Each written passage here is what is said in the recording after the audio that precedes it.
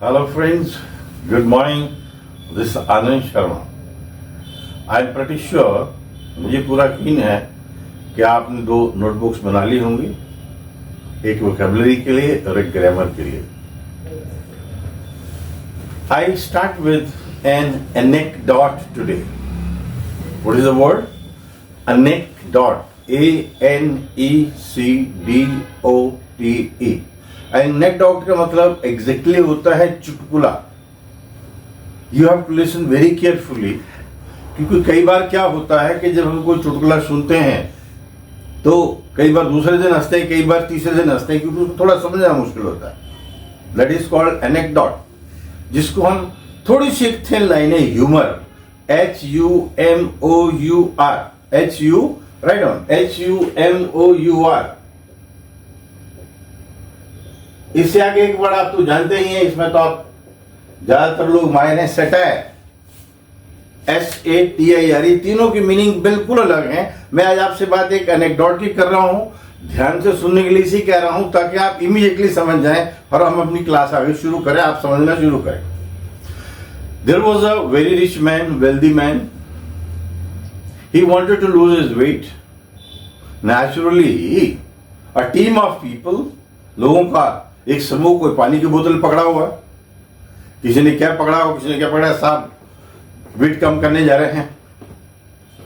अब जब वो जिम में पहुंच गए, naturally very big gym, organised gym, modern gym. तो जब वो सारा काम हो गया, जब अंदर पहुंच गए तो जो ट्रेनर था उसने कहा yes sir, yes trainer, how are you? I said I am okay fine. तो सर आइए पुशअप करें. पुशअप?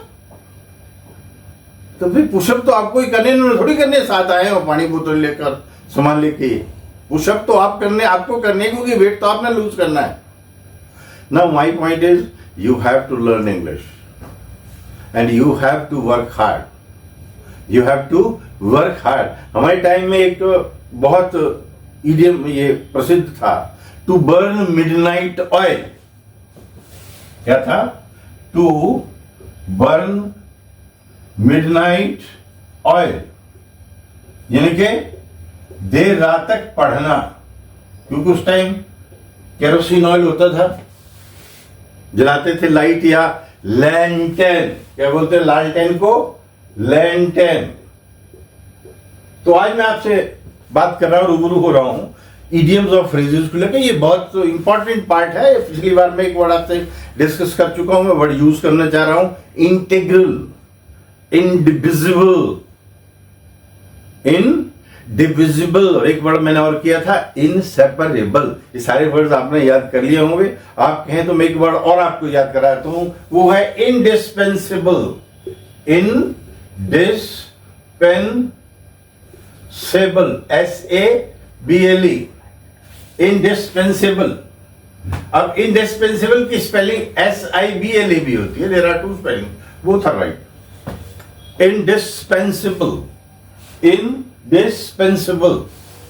सो पुशअप तो उसको ही करने हैं, पुशअप तो उसको ही करने हैं. सो पुशअप तो हमें ही करने हैं, आपने ही करने, जिन्होंने अंग्रेजी सीखनी है. Let's come back. मैंने ऑलरेडी स्टार्ट कर दिया है. To burn midnight oil means बहुत देर तक पढ़ना. लालटेन को लैंटर्न कहते हैं, लैंटर्न कहते हैं, और दिए को अर्धन लैम्प कहते हैं, ERTHENLAMP.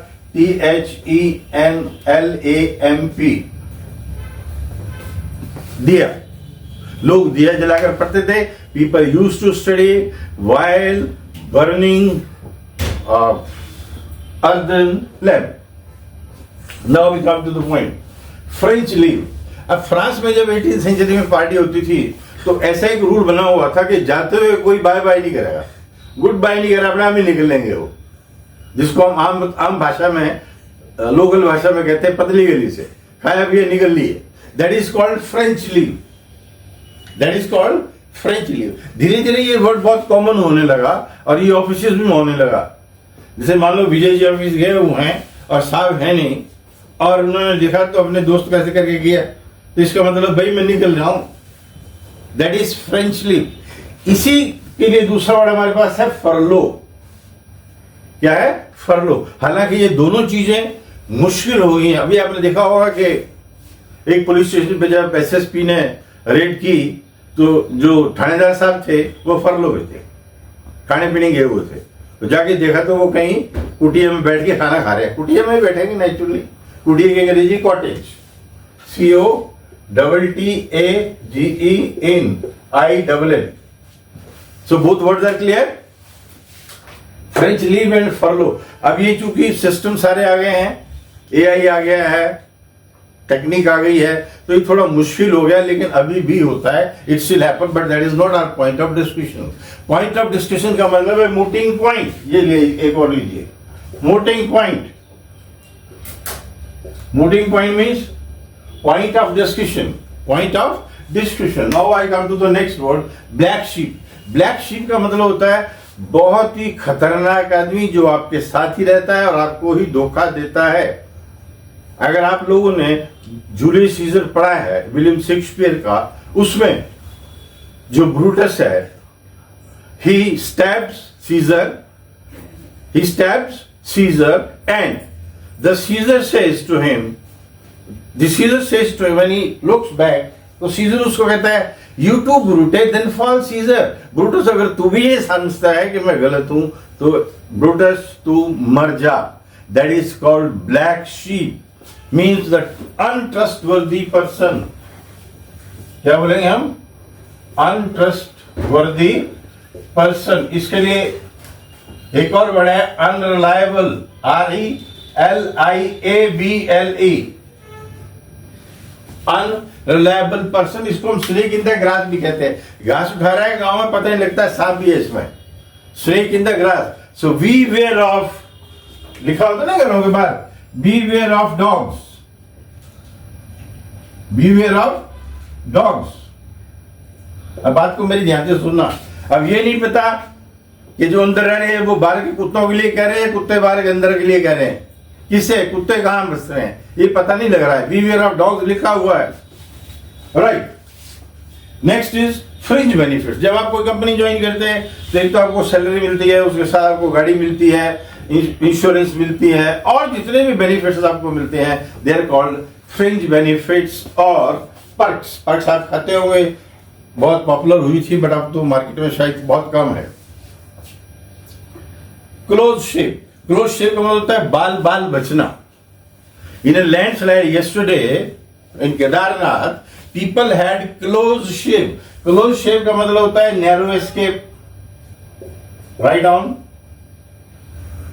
Miraculous escape, MIRACULOUS escape, providential escape, PROVIDENTIAL escape, and hair thin escape, HAIR, hair thin escape, बाल बाल बचना।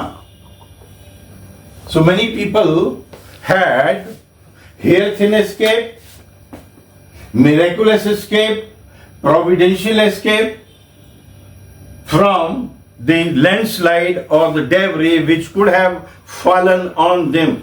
So remember the anecdote, the word, because in the last classes I used to tell you fable, FABLE. Now this is, then I used to tell you the word Hamlet, HAMLET, and today I have told you the word anecdote.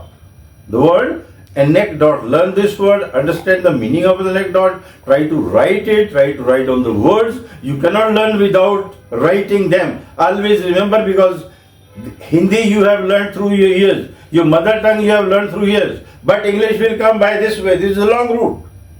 This is a long route that you have to follow. So follow the route and go ahead. Long route को हम कहते हैं detour, DETOUR. इसका pronunciation है detour. So I wish you all the best. Keep revising. Thank you.